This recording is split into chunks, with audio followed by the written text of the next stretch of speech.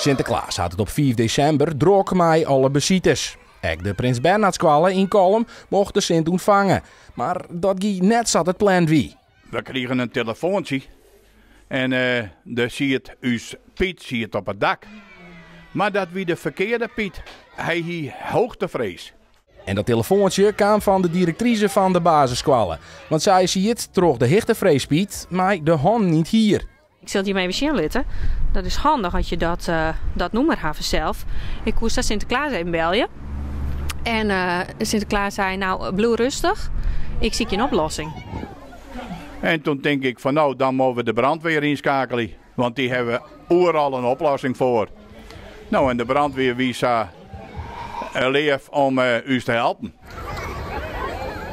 Dit is de pakjesjoen. Deze is speciaal voor Ben. En die vinden het prachtig. Schitterend vinden de band het zeker. En het leukste onder de hele dag binnen vanzelfs de cadeautjes. De verlanglistjes, die staan bomvol. Make-up, monsterpoppetjes en slijm. Daar kan je een milkshake van maken, maar niet echt op drinken. En er staat een tokkiepak. Het zijn zoveel dat ik het niet eens weet meer. Maar hoopst wat is dat al je krijgt van Sinterklaas? Ja.